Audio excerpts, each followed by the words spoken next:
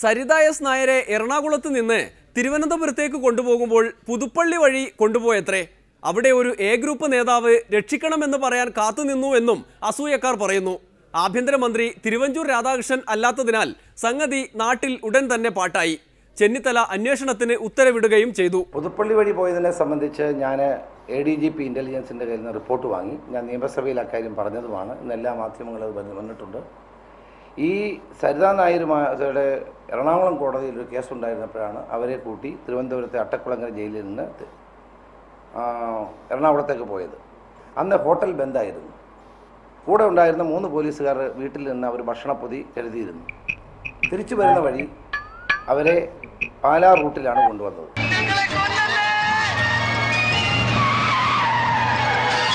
സാധാരണഗതിയിൽ കോട്ടയത്തോടെ യാത്ര ചെയ്യുന്നവർക്കറിയാം, ഏറ്റുമാനൂർ, ഞാൻ അവിടെ 4 തവണ MP ആയിരുന്നതാണ്, 3 തവണ.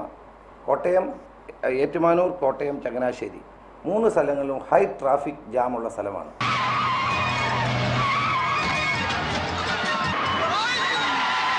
അപ്പോൾ അതുകൊണ്ടാണ് ഞാൻ സ്വാഭാവികമായ ആളുകളൊക്കെ പോകുന്നത് ഇത് മണർകാട് വഴി പുതുപ്പള്ളി കയറി തെങ്ങണ വഴി തിരുവല്ല MC റോഡിൽ കയറുക എന്നുള്ളതാണ് സാധാരണഗതിയിൽ ആളുകൾ ചെയ്യാറുള്ളത്. പോലീസ് സരിതയെയും കൊണ്ട് വഴി ചോദിച്ചു പോയി എന്നാണ് പറയപ്പെടുന്നത്.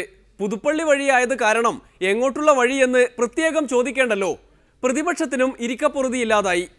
ഇപ്പോൾ എറണാകുളത്ത് നിന്ന് തിരുവനന്തപുരത്തേക്ക് പോകാനുള്ള ഒരു ബൈപ്പാസ് എളുപ്പ വഴി, ഒരു കുറുക്ക് വഴി പുതുപ്പള്ളിയാണ് എന്ന പുതിയ കണ്ടുപിടുത്തം ആർക്കും കഴിയാത്ത ഒരു കാര്യമാണ് കണ്ടുപിടിച്ചത്. അതും തട്ടുകടയുള്ള ഏക പ്രദേശം പുതുപ്പള്ളിയാണ്. അതാണ് മുഖ്യമന്ത്രിയൊക്കെ വന്നു കഴിഞ്ഞാൽ ആ പ്രദേശം ഹോട്ടലുകളല്ല, അവിടെ എല്ലാം തട്ടുകടകളാണ് കൂടുതൽ ഉണ്ടാകേണ്ടത്. ഞാനൊരു കോൺഗ്രസ്സുകാരനോട് ചോദിച്ചപ്പോൾ പറഞ്ഞു, പുതുപ്പള്ളി വഴി ഒന്ന് വന്നു, മുഖ്യമന്ത്രിയുടെ വീട്ടിലൊക്കെ ചെന്ന് അദ്ദേഹം അവിടെ എപ്പോഴും ഇല്ലാത്തതുകൊണ്ട് കുശലമൊക്കെ ഒന്ന് അന്വേഷിച്ച് പോവുക എന്നുള്ളത് പരിചയക്കാരെ സംബന്ധിച്ച് ഒരു മര്യാദയാണല്ലോ. നമ്മളാണെങ്കിലും നമ്മളൊരു വഴി കൂടി പോകുമ്പോൾ നമ്മുടെ സുഹൃത്തുക്കളുടെ വീട് 4 കിലോമീറ്റർ അകലെയാണെങ്കിലും ഒന്ന് ഇറങ്ങി ആ വീട്ടിലൊക്കെ ഒന്ന് കയറി പഴയ പരിചയമൊക്കെ ഒന്ന് പുതുക്കി പോവുക എന്നുള്ളത് സാധാരണമായ ഒരു പരിപാടി എന്നുള്ള നിലയിലാകുമ്പോൾ അതിൽ വലിയ തെറ്റു പറയാനുണ്ട് എന്ന് എനിക്ക് തോന്നുന്നില്ല. പക്ഷേ എന്തിനാണ് ഇങ്ങനെ ഈ കുറുക്കു വഴിയിലൂടെയുള്ള പുതുപ്പള്ളി യാത്ര?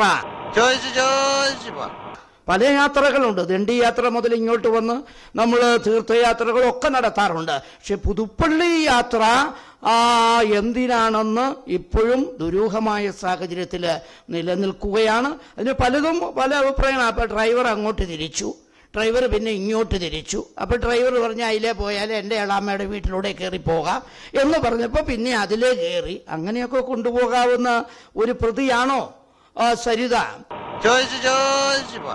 അന്ന് ഹോട്ടൽ ബന്ദായിരുന്നു.